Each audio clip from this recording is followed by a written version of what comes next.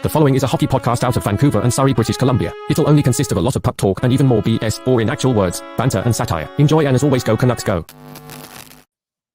JT Miller might be the coolest guy in the NHL, but guess what? He also might be the most underrated player in the NHL as well. More on that next year on Locked On Canucks. You're Locked On Canucks, your daily podcast on the Vancouver Canucks. Part of the Locked On Podcast Network. Your team every day. A happy Friday and welcome to another episode of Locked On Canucks. My name is Trevor Beggs, Canucks writer for Daily Hive Vancouver, and also doing 20% of the work here on Locked On Canucks. Before we dive into the episode, we got to thank you. Yeah, I'm talking to you, baby, for tuning into Locked On Canucks because it is your team every day, part of the Locked On Podcast Network. If you haven't done so already, make sure you go subscribe or follow us for free on YouTube or wherever you listen to podcasts. And hey, for you degenerates out there, today's episode is brought to you by FanDuel. Make every moment more. Right now,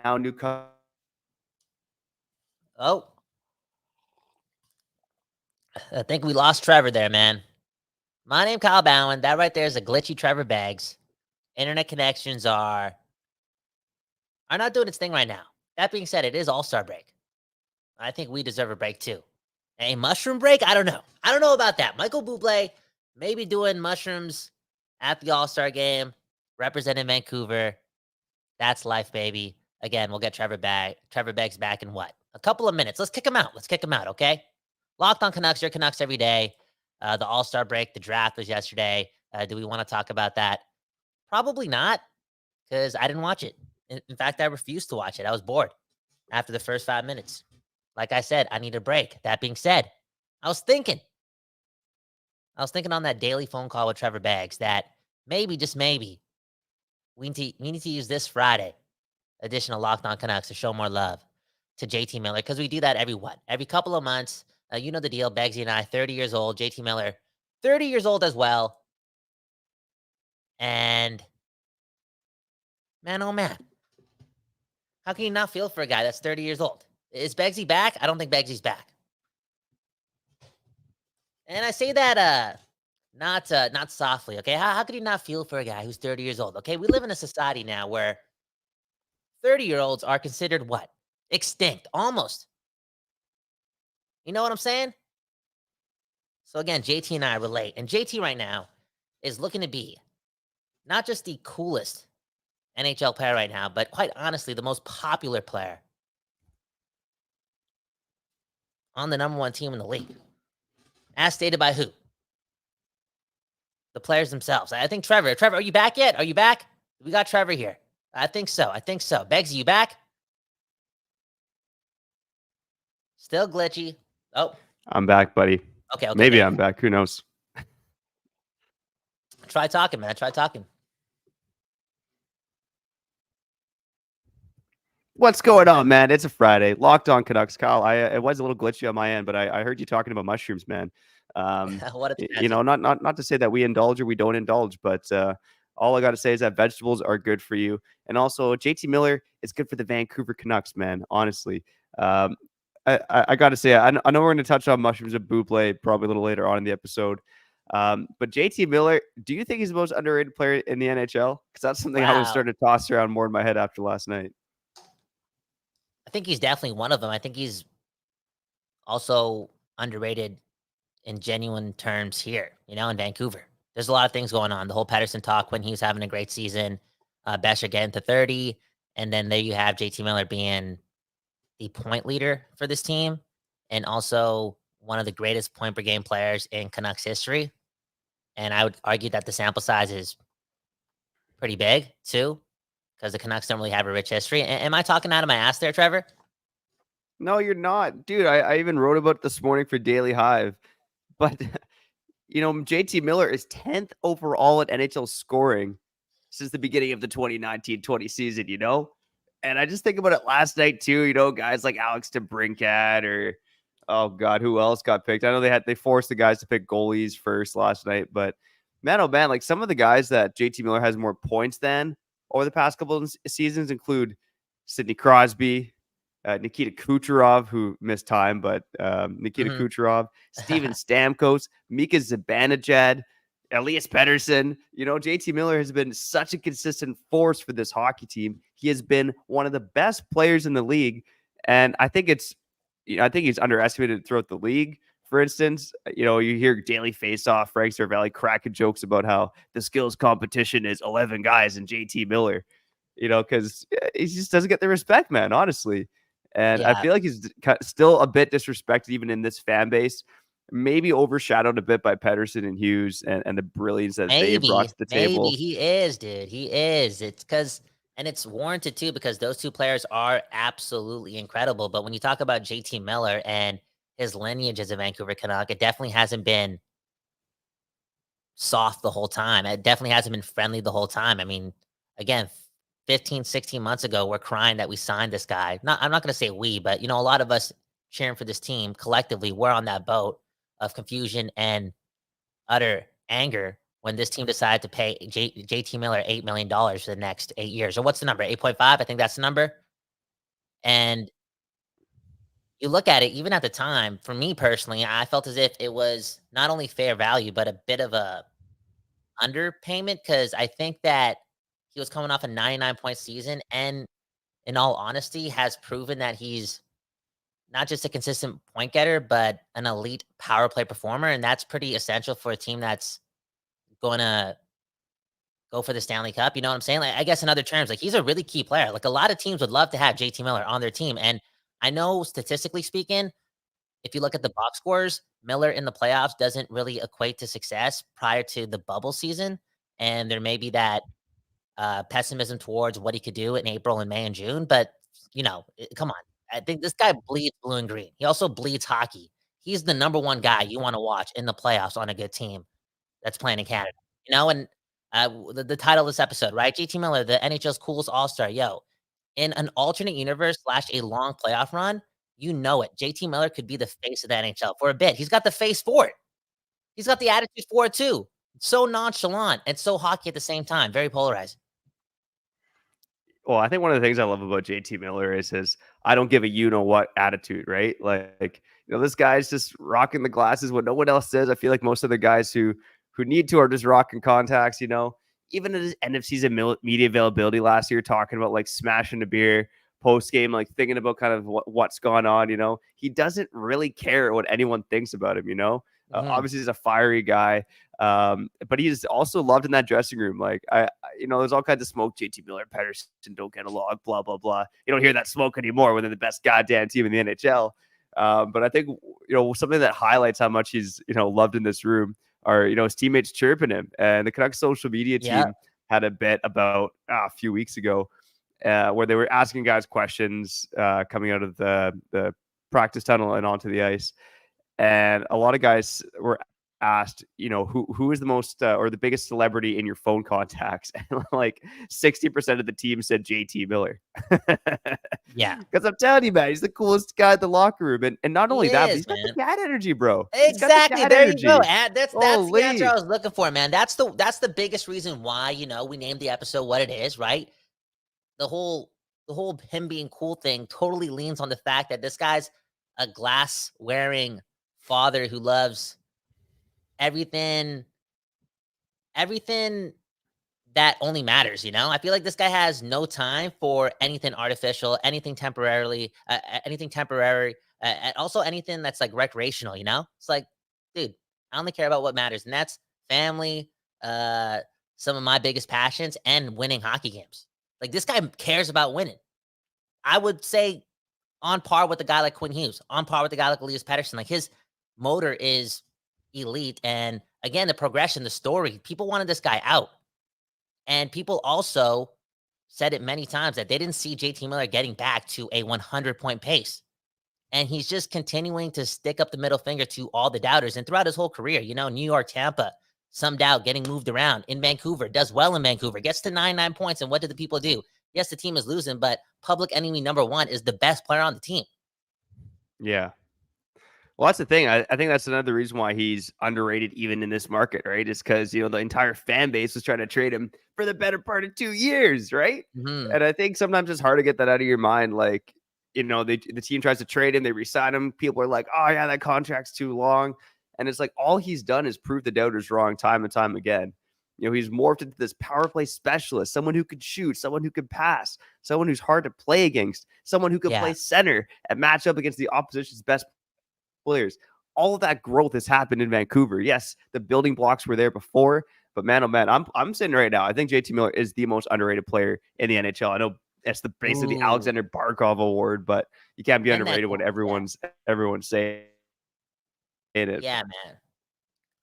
Dude, he just cool, man. I was sitting down watching the game with But Rajan the and most Ricky. underrated player. Oh my God, Trevor's internet connection sucks ass. Okay, let's kick him out again. I was watching the game with Ricky and Rajan, not the game, the All-Star draft, and everything was going on, and it was so confusing, and it looked so boring for the players. And obviously, at being at 30 and a half years old, I just don't care about the All-Star draft. Okay, it's just the truth. That being said, the coolest thing that came out of the All-Star game was our conversation about JT Miller. He just gives off a different energy in a saturated world, in a world full of attention and full of clout. Here you have one of the best players in hockey playing on one of the best teams in the league, playing for your Vancouver Canucks, and somehow fitting in with a pretty young and elite lineup. Like Quinn Hughes, Elias Pettersson, the two other captains, Brock Besser, Thatcher Demko. Different energies, man, on this team.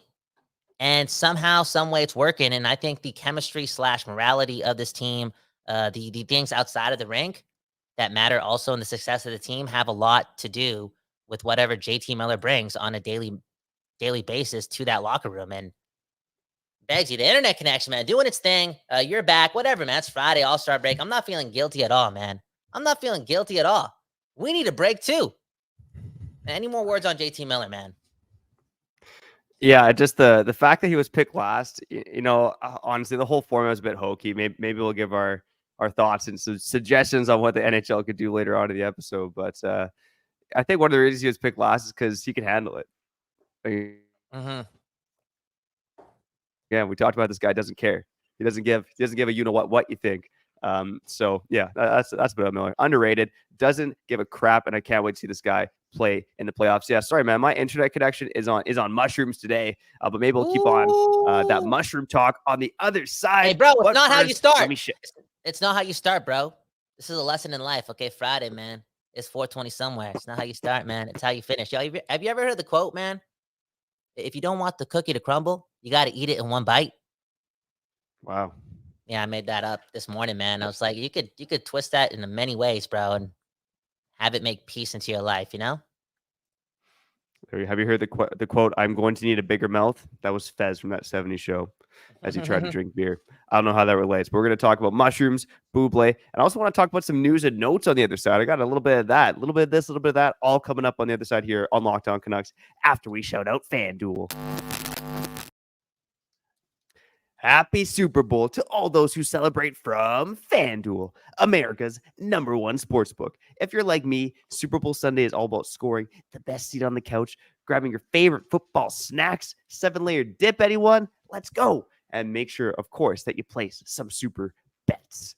The Chiefs, again, they're underdogs, okay? Underdogs. Come on, man. The Chiefs they're always winning when they're underdogs, man. Unbelievable. Whether you're betting on the Chiefs or the Niners, boo. FanDuel has so many ways for you to end the season with a W or 2 or 3. Whoa. Not only can you bet on who will win Super Bowl 58, but FanDuel also has bets for which players will score a touchdown, how many points will be scored, and so much more. New customers join today and you'll get $200 in bonus bets if your first bet of $5 or more wins. Just visit FanDuel.com/lockedon to sign up. That's FanDuel.com/lockedon. Make every moment more with FanDuel, official sportsbook partner of the NFL.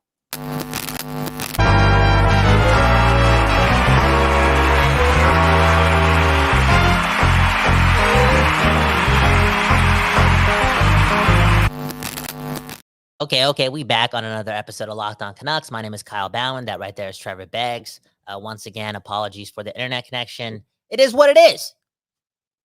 And what it is something that I don't understand, yo. I didn't go to school for that, and so didn't Trevor, you know? The internet, that's such a powerful thing. Do you remember the first time you got the internet? Like, what you did with it? Ooh, man. Probably like MSN Messenger or like Okay. Xbox Live in the early 2000s, Okay, maybe. what was the email address? Let me guess. Oh God. Begsy's Bongs 69 at hotmail.com. Oh, dude, I had MSN before the Ganj came into my life. It was probably something cheesy like Green Day Rocks or something like that. Ooh, Green Day rocks. That's beautiful, Yeah. man. Hey, speaking of which, man, we have somebody watching from somewhere, and he said it's 4:21 somewhere, okay, where he is. And Gmod, let us know where you from. He's 4 4 hours ahead of hours. us. I'm guessing the Maritimes. Beautiful, man. Beautiful. Okay, Locked On Canucks for the world, because somehow, some way, through 50 plus years of, I would say, like, a lot of mediocrity, the Canucks have fans worldwide. Okay, a really popular team, a really cool team. The NHL can be saved, aka the Stanley Cup, the real one, the shiny one, will get back to being at the top of the Google list instead of the water bottle once the Canucks win the Stanley Cup. Because again, we got the coolest team. Speaking of which, Michael Bublé, man, are you mad? Okay, you're a dad. Your dad, right? You know a mom that's really close. You know, you know what I'm saying? You got a mom in the house too. You guys are parents. If you're watching the All-Star game and you hear Michael Bublé talking about mushrooms, are you mad, bro? Are you throwing a beer bottle at the No, TV screen? man. No. I think that's funny as hell, man. I don't really care. No, Michael Bublé, again, he's like the most famous Canuck fan, one of the most famous Canuck fans out there. Honestly, I thought it was one of the highlights of pretty mediocre NHL draft, right? I don't know if it's NHL personalities or players or just the NHL doesn't know how to host it. I mean, I definitely liked it more when they were like in a room with fans. People were chanting Leaf sucks. Ovechkin's getting drunk, trying to get picked last to win a car. Like that to me was actually kind of fun. Last night was a little bit hokey, to be honest with you. But Michael Damn. Bublé just like cracking jokes during the whole thing, talking about Mhm. being on mushrooms. To me, he was the highlight of the evening, man. And yeah, of course, there's some old school journalists out there who take it a bit too seriously. Like Michael Bublé said he was on mushrooms, and maybe it's a bit clickbaity, which we do try to go through for sometimes too, right? If you're providing value with that clickbait, it's all good. But Holy media class yeah, right man, here. Gary Vanderchuk 101 right here. Trevor Beggs.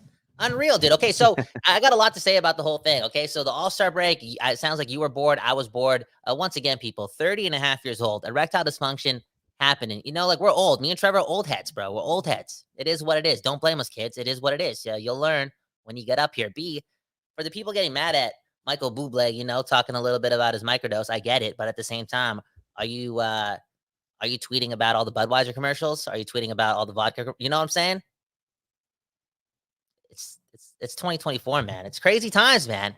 It's crazy times. Is Michael Bublé the next commissioner of the NHL after Gary Bettman retires?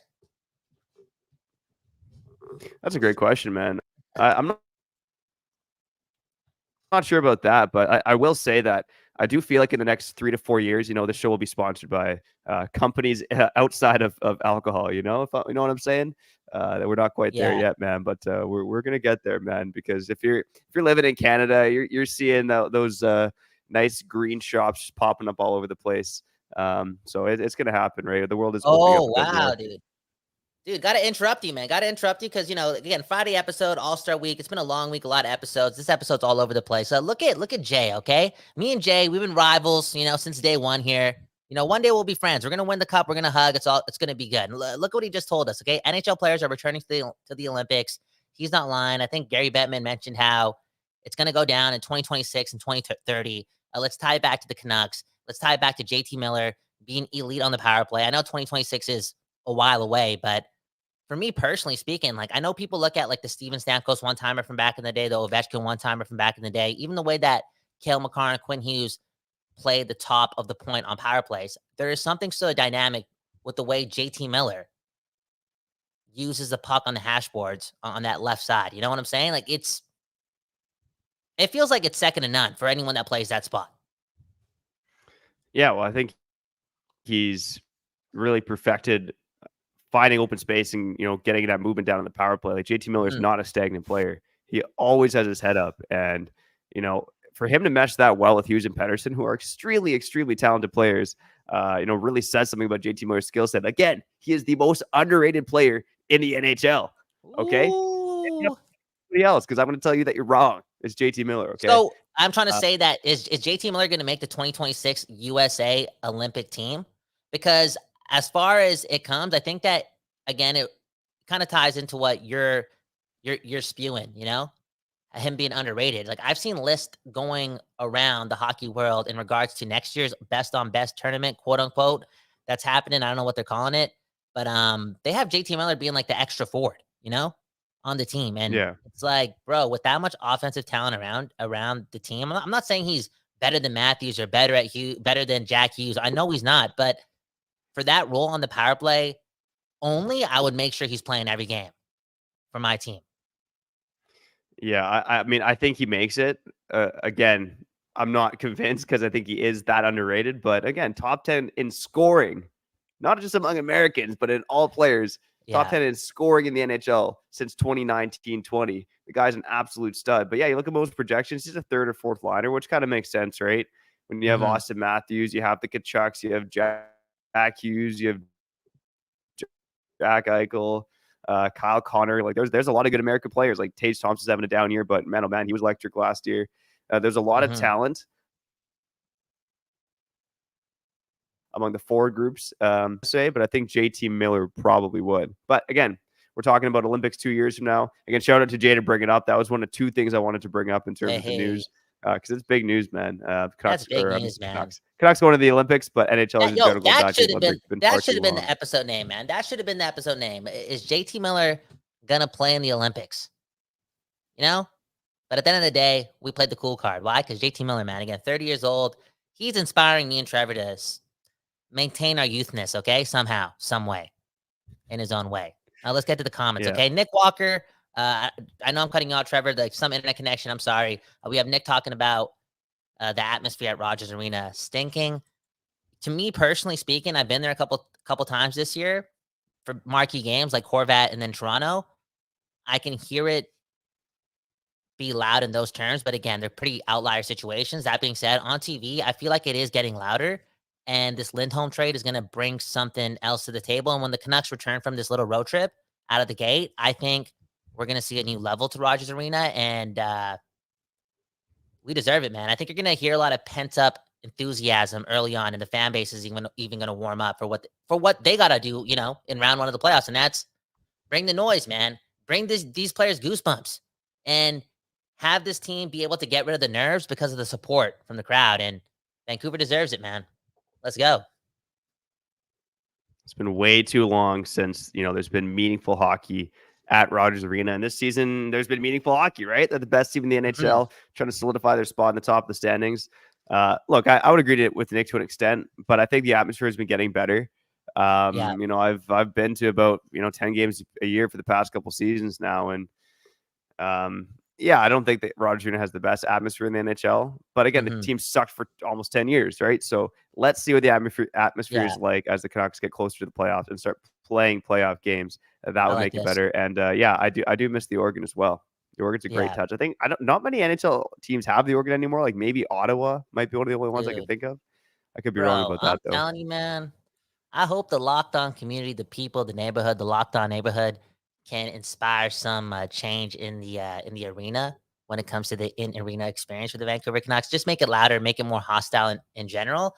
That being said, again, I've been there. It's been loud. And also, this is not me, trying to get my way into the building, because I've made it honest. I said, I don't want no media pass, okay? I signed my lifelong contract with the fans. I'm not a member of the media, but I got to say this about the Canucks. I actually think they've also upgraded their in-house like the personalities that they got talking to the people. Like it's different. Like you've been to multiple games. It's definitely leveled up, and maybe this is an exaggeration. This is what we do on this Friday episode of Locked On Canucks. We ramble, but that has to do something with Rutherford and Alvin again. Like I think they have their fingerprints on everything. Vancouver Canucks, okay, not just the hockey team, especially Rutherford. Like maybe he's not in the details, but he's making sure he hired the right guy to make sure that everything was fixed in and around this team. Yeah, 100%. Things are looking up for your Vancouver Canucks. Things are looking down for one of their division rivals as well. So let's touch on that on the other side. Get to some of your comments and talk about Lindholm not making the Canucks All-Star team as well. No ad read from me, so I'm just gonna pick my nose, and we'll see you guys in about 10 Okay. seconds. Let's go.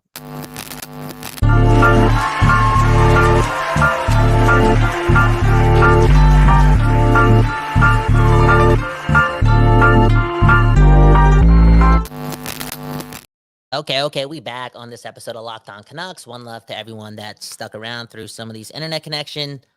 What's the opposite word of vibes? Anyways, the internet, it happens, man. But it leads to questions like this again. We just asked what Trevor's email address was. He hasn't asked what my email address was, maybe because he doesn't care about my past. But what's the first song that you ever downloaded illegally? Oh my God. Mine was Sweet Child of Mine. Mine was Sweet Child of Mine. Wow, okay. Like Guns N' Roses, yeah. Yeah. What popped into my head was In the Summertime by Mungo Jerry. Go look up that one if you haven't heard it. It's a bop, man. It's a bop from the 60s. Unreal. Okay. It was probably AC/DC, to be honest, though. Probably started at A. I gotta listen to that song. You got a really interesting music taste, but it definitely is in its own lane. So I'm definitely gonna check that out. Anyways, what does that mean? What does that mean? No, like you find the obscure songs, and I'm like, what the hell is this? And I listen to it. I'm like, yo, this guy A knows gems and B knows the hits that I don't know the names of. You know, the ones that you heard in the background. You're like, I love this song, but I don't know the name of. Trevor knows those names. Anyways, let's get to the comments before Trevor talks about Lindholm and some more All-Star news. Stephen Meyer saying thanks for the super chat. He's saying Cup or Riot. Okay, are we gonna get banned for saying Riot? Okay, and look at this comment from Messier Harpoon. Okay, Vancouver fans cry if you say anything negative about the Canucks. So sensitive. It's okay for us to be sensitive, man. You know why we're sensitive? Hard on trolling. No, you know why we're sensitive, man? You know why we're sensitive? Because we've never been champions. And we've been around for a long time. So we don't even know what that championship strength is, that swagger. You know what I'm saying? We need something to lean on. And 50 plus years of no rings, no real banners doesn't give us any support in our resiliency, you know? Like, we don't have no backbone. It's been too long. It's been over half a century and we're not champions yet. So it's okay for Vancouver to be sensitive. That being said, it all changes in June. I was going to say it was because of the mushrooms, but that's a great point, Kyle. One thing I wanted to bring up quick, what was the Olympic news? The other, and okay, I don't know if you remember this, Kyle. Every Dares might remember this, but a couple months ago, I talked about how one of Talkin's main competitors for the Jack Adams was Todd McClellan. He really had that team playing a solid structure. They were controlling possession. They looked like one of the most dominant teams in the NHL. And now all of a sudden, the LA Kings have lost 14 of their last 17 games. And Todd McClellan just got fired by the LA Kings. I mean, what a wild turnaround for that team. I thought, again, I certainly was more bullish on the Canucks than the Kings not entering this season, but pretty soon after the season started. But that's not a slight to LA. I thought they were playing really solid hockey. Maybe a bit lucky on the goaltending front. But, man, oh, man, what has happened to the Kings? And why do I love it so much? I think you love it so much because I remember it being the first week in November and us coming off a really good start, but still being kind of confused about the not just the expectations, but the results for the Vancouver Canucks. And when asked about if we believed they were the best team in the division, we kind of refrained from being positive about it. We still put them in the number 3 spot, even in early November, you know, when we did some digging and we actually talked about how good the Golden Knights are in general, but how good the Kings were playing. Like you said, like they were playing fast. They were playing tenacious. They were generating chances, you know, not scoring a lot of goals, but they were the better team in most of those games early on. And it kind of struck some fear in my eyes. But right now, what's happening is a display of trusting those guys to be your goaltending duo. And to bring it back with the Canucks, right? Because this is the home of the West Coast bias on the Canadian side. I mean, man, oh man, I know Demko's Demko, and he's been the guy. And obviously at the All-Star game, you can make the argument that he's the most underrated Canuck because there's so many elite storylines going on with this team, straight up. And he's been a big part of the backbone. But let's just talk about DeSmith, man. That ability to just kind of just replace Demko on par on most nights is, again, something that adds so much resiliency and swagger to this team that's good fun, like for the first time, A lot of this is new to them, but I don't think they can be confused by it or lack confidence because of how well everyone is doing on this team, including DeSmith. Yeah, I mean, that was I even ranked it on my top 9 reasons why Alvin and Rutherford have transformed the Canucks was acquiring DeSmith because you look at the Canucks goaltending end of the season. Yeah, Demko, you really believe in him, but you need your backup to play 25, 30 games. And Spencer Martin didn't look the same. And lo and behold, Spencer Martin didn't look great this season either. He's already been waived once. And then you had Archer Silovs, who, when I watched him, I don't know if I'm catching his bad games, but he's looked like he's struggled in the AHL. So for them to go out and get DeSmith for free, man, they got DeSmith for free. Like that, the reports are, again, it was the Canucks gave up a third to get off of Tanner Pearson, and in exchange, Montreal basically gave them DeSmith. So it really was the third to get off of Pearson's contract to kind of getting DeSmith for free because Montreal needed to get rid of the goaltender. That's how the trade's really been reported to me. Yeah. That's kind of how I view it. But they got DeSmith for free. Alvin, man, a frickin'. Yeah, man, and your internet connection, freaking, straight up. But it's okay. It's Friday, man. It is what it is. And DeSmith, you say we got him for free. I never really looked at it like that because when spending a lot of time with that trade, I've only done it once. And at that time, I was really emotional about it because I held on to third-round picks like I hold on to my love. For real, you know what I'm saying? I was different back in the day, bro. I was scared, and now I'm strong. And DeSmith makes me a lot stronger. Internet connection is having us make this decision. Okay, we got to cut this episode pretty much right now. Let's get to the comments. Before we do that, though, Mr. Whale saying that the Canucks DJ is pretty bad, guys. I just gave a lot of love, gave them a 5-star rating when it came to the fan experience at Rogers Arena. I will say, though, that the DJ at the Canucks game, in my opinion, has to make the conscious decision to play more intimidating music the whole way through. Like, play more atmospheric music instead of trying to cater towards, I don't know, like casual hockey fans. You know what I'm saying? Like playing pop music, playing too much pop music. Again, I would just get rid of all that stuff and just fill the arena up with intimidating sounds, loud sounds.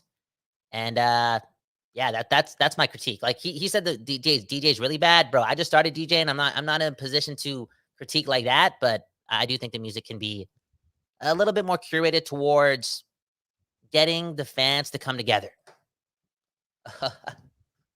100%, man. Flex Bowen, pro podcaster, buff DJ, man. What can't you do, buddy? I bet the mushrooms help with that ED issue as well, man. Unbelievable. Yeah, it's I was gonna say something there, but we'd go on a tangent, then I wouldn't be able to do this. Okay. G Ellis, thanks a lot for the $2, man. Trevor, you know what? You can have it, man. Go to the dollar store. But one love to the OGs. And G Ellis, I believe he's an OG. I think he's been around for a very, very long time. And you don't need to send us anything other than, I wouldn't even say your love, because I just want the support and the spirit to be in the city at an all-time high so that the Vancouver Canucks themselves, the players, can feel it. We just had some comments talking about the crowd being sad and blah, blah, blah, and $14 beers and blah, blah, blah. Bro, let's make sure we do the most for these all-stars, okay? And I think it starts with an utter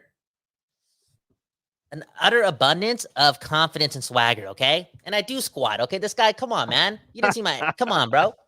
Anyways, Locked On Canucks, man. Be hilarious. Confident, be cocky, and bring the energy. Home of the West Coast Bias. Don't look anywhere else but at this team. F the ops. Subscribe, hit the like button. Begsy, do your thing. All right. Shout out to the everydayers, the occasional listeners, first-time listeners, new subscribers, and those of you who joined us here on the live show. We love each and every one of you, your families, your dogs, your cats, and whatever other animals you have as well. Coming up next week, we will talk about where Elias Lindholm should play in the Canucks lineup. I also want to look at what's next for the Canucks. Are they going to make another move? Are they going to get Chris Tanev? All this stuff too, man. Shout out to all you guys. Kyle and I will make sure we do our squats over the weekend. But for now, I'm Trevor Beggs. That guy's Kyle Bowen, and you've been listening to Locked On Canucks. Take care. One love. Shout out to Telus and Shaw too, okay? Local businesses, all right? Straight up. It's all good. Peace. Your Locked On Canucks, your daily podcast on the Vancouver Canucks. Part of the Locked On Podcast